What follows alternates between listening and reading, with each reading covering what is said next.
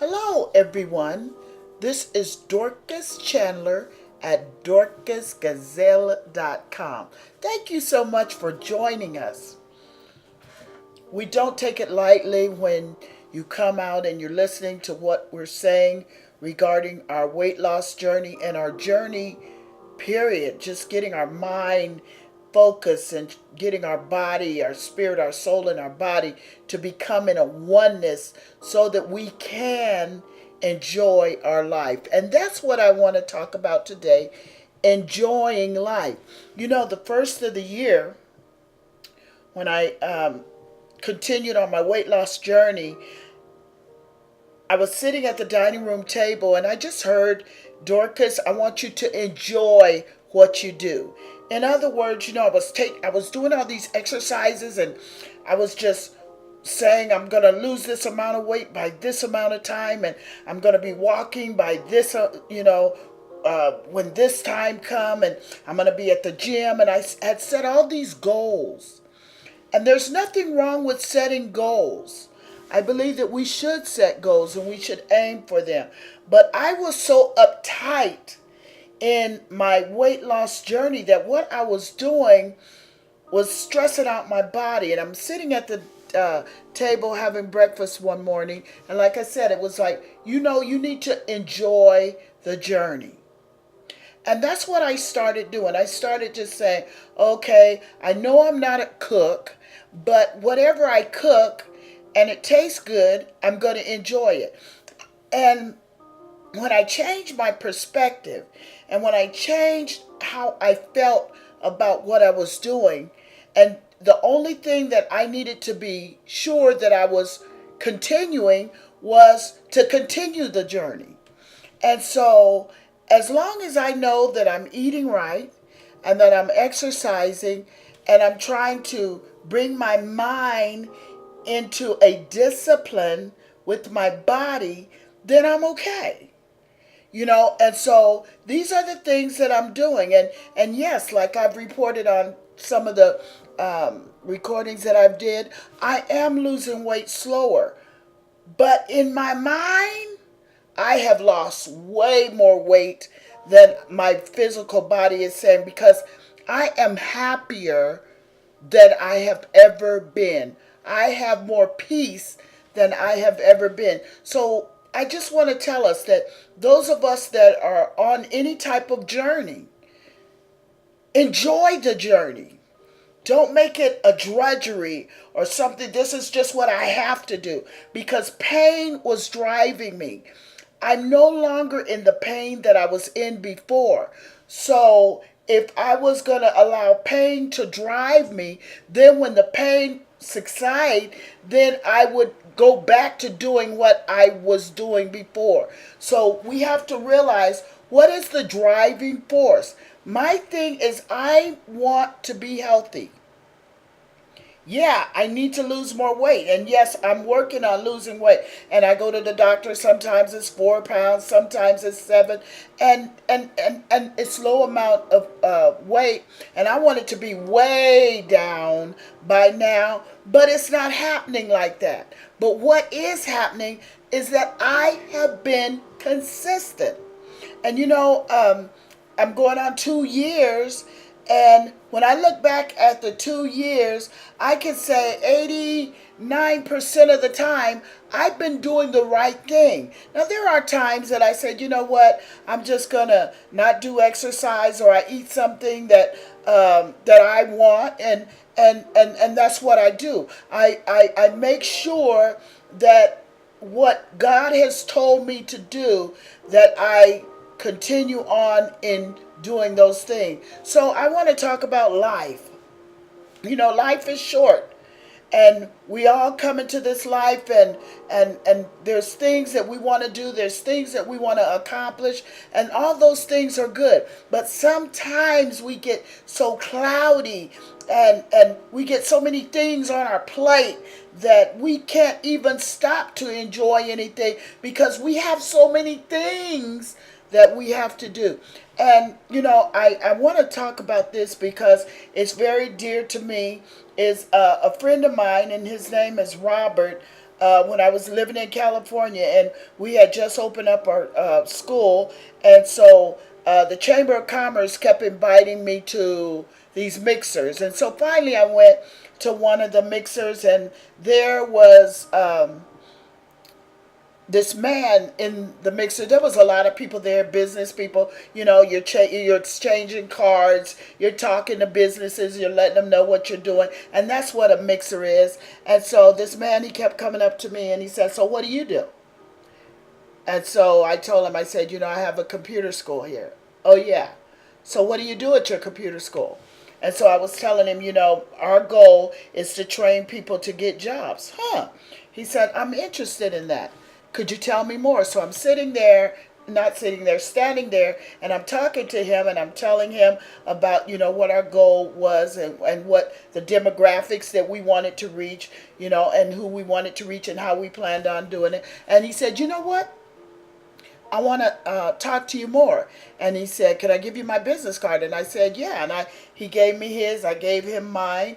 And so we went on, and then he said, "I'm going to call you." I said, "Okay." And so then when I went back to my school, before I could get back to my school, he was calling me. And so his name was Robert. And so he said, "Can I come down?" And I was like, "My goodness, this man is really kind of forceful." He said, "I'm really interested in what you're doing, training people to get jobs." And so I said, "Sure." So he came down and he seen the computer school, he seen the lab, and he seen the things that I was trying to do. And we sat down and we talked. And he told me, he said, "You know what, Dorcas?" He said, "I'm going to be on your executive board uh, for your school." And I said, "Oh, really?" And we just laughed. He said, "No." He said, "I am so much wanting to be a part of what's going on here that I don't know what to do. And I'm telling you, I'm going to be on your executive board." And we laughed and everything. And he got up and left. And he said, "And I'll be back." And Robert kept coming back, kept coming back. And so then he said, "Any openings yet?" There were no openings. And then we got an opening on our board. And I said, "Hey, Robert, look, you can bring a resume. I'll present your resume to the board. But ultimately, we have to vote on who sits on the board." "No problem, Dorcas. So you can fax it to me." "No, I'm bringing it." So he brought the resume.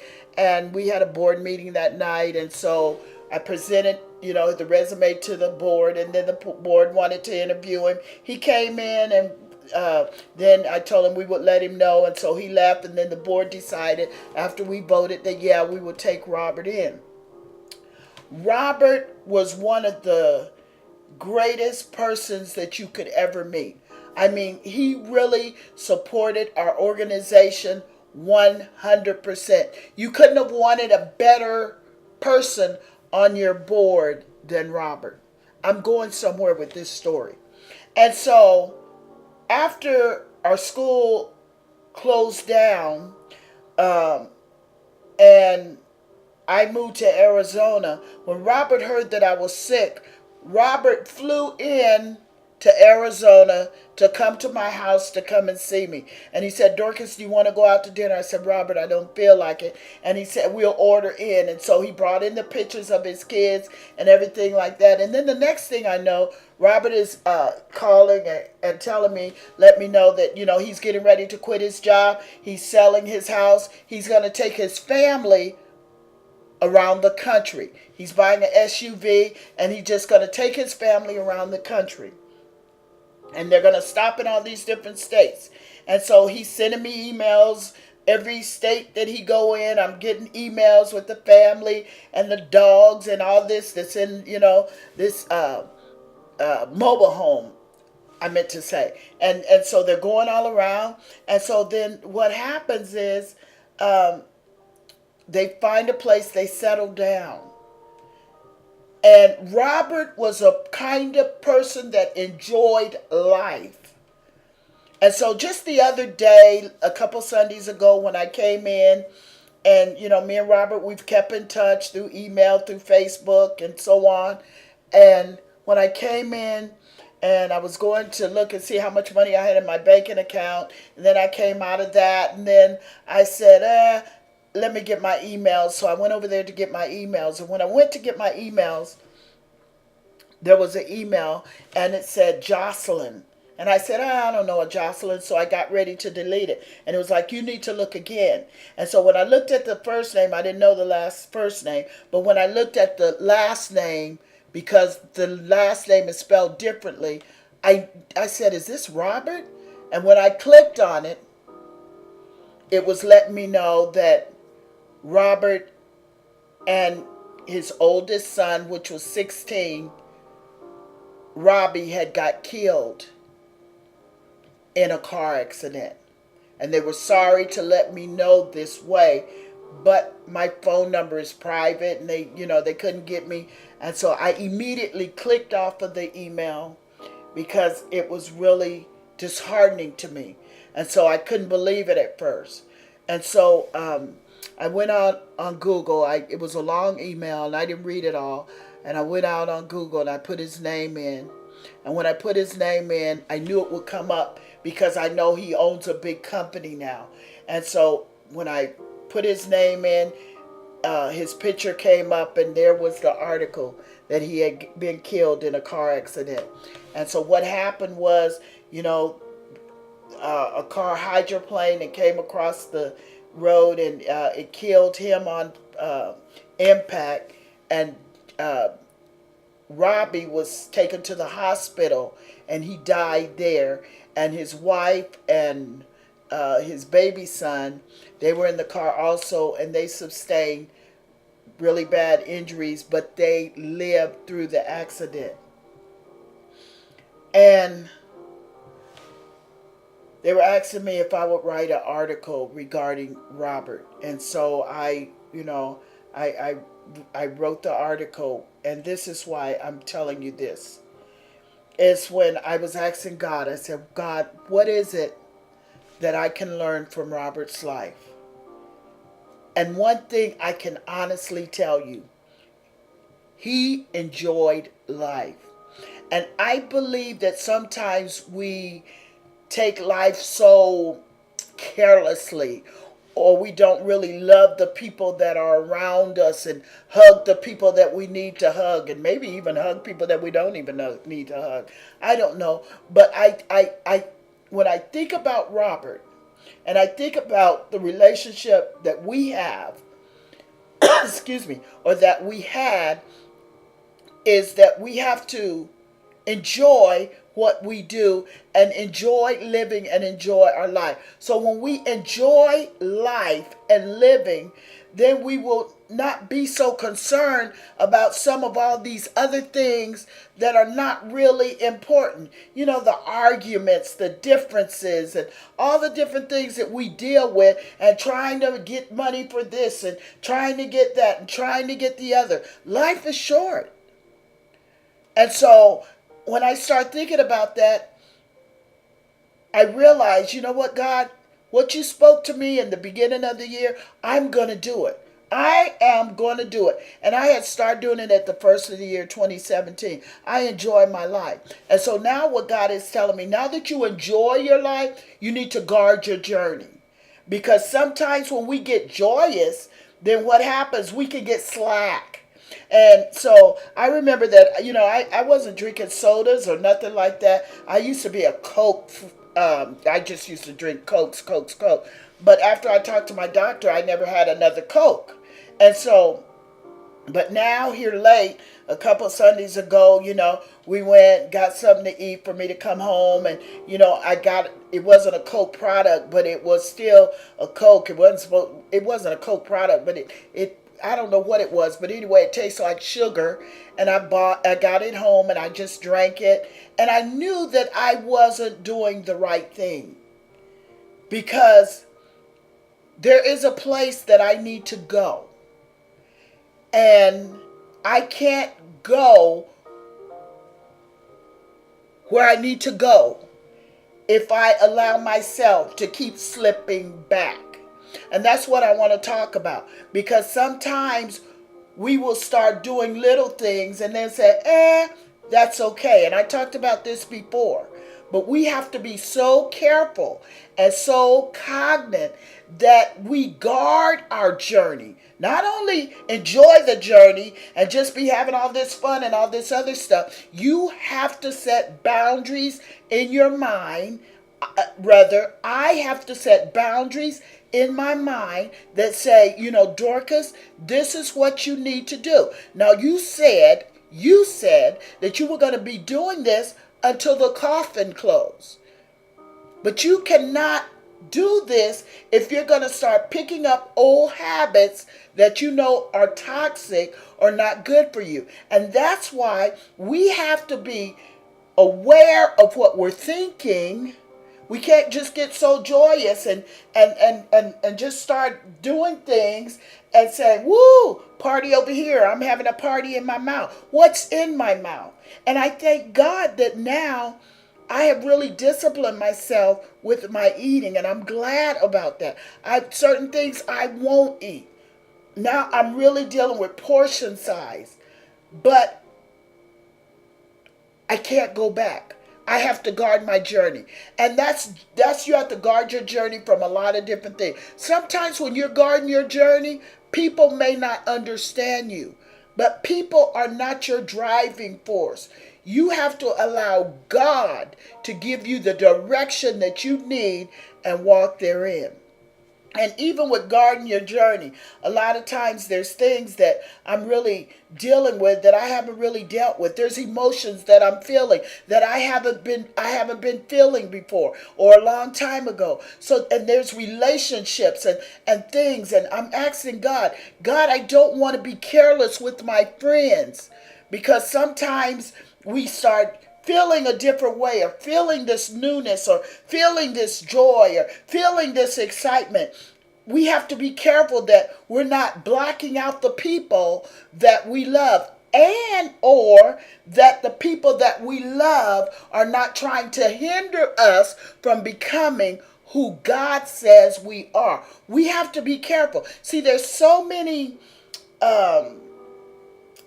avenues to decisions. When we make decisions, and then we have to turn around and make a choice. And the choices that we make, we have to be very cognizant and very aware of what's going on in our mind. That's why now I'm really trying to be careful with my thoughts. And not only with my thoughts, but what come out of my mouth. Because sometimes I'm trying to explain away what I'm doing. Because people know me as Dorcas this, and Dorcas used to do that, and Dorcas used to do the other. So I'm constantly trying to explain, now I'm on a weight loss journey. How can you be on a weight loss journey when you used to do this, that, and the other? You know what? My journey is between me and God. But at the same time, I need to be aware and sensitive to other people's needs. And so I'm asking God, don't let it just be about me and my journey, but help it to be, let me be sensitive. Let me be cognizant. Let me be aware of what I'm doing. And so when I'm aware of what I'm doing and aware of what's coming out my mouth, because really, I could tell you what's coming out my mouth. And, a lot of times people say, you're just like your dad. If you push me, but I'm asking God to help me. And he really is helping me. There are times that I've been quiet when I got ready to speak out. And I hear, don't say that, Dorcas. And now, just like don't eat that, Dorcas, when I hear don't say that, Dorcas, I can retrieve. I can say, okay, I'm not going to say nothing. So we have to enjoy our lives. We have to love in the moment, because we don't know. And like I say, that I have more days behind me than in front of me. So while I'm living, what I want to do is I want to leave a legacy. And I want to let those of us know that are struggling in any area of our life that we can do all things through Christ that strengthens us. And not only that, but you have to put the work in. If you're willing to put the work in, you can change. But the first place you got to change is in your mind. People don't believe that. People say, oh, I'll just stop eating. If you stop eating and start on a diet and you have not changed your mind and say, this is something I need to do, this is why I'm doing it, and understand that your plight and your journey is going to have ups and down days. See, a lot of times we get ready for the victories and the celebration and the people telling us, oh, you look good, oh, you're losing weight. But what about when you stop losing weight? Can you keep going? What about when nobody is saying nothing? Can you keep going? Will you keep going? What's motivating you? And if your mind is not channeled in the right way, you will stop. And that's for anything. That's for anything. I'm going back to school. I'm going to do this and I'm going to do that. If your mind is not channeled, if your mind is not made up, if you're not going to be persistent in what you're doing, regardless of how many pounds I lose or not, when I go to the doctor every 3 months, I am committed to the journey. Sometimes I say, why did I put this website up? Because now not only am I committed to the journey, but I got to be committed to the people that are following me, the people that are emailing me. So it's like my life has just been opened up. And I believe it's God, because it's allowing me to see that even though the journey may not be easy all the time, it can be attainable. And I know that. And I'm going to keep going. And I thank God for the people that God had put around me that have supported me. I mean, really supported me. And I just praise God, and I appreciate each one of you. And I hope that I've said something that have caused you to really realize, enjoy yourself, enjoy your life, enjoy your families, enjoy your friends. You be blessed. This has been Dorcas Chandler at dorcasgazelle.com.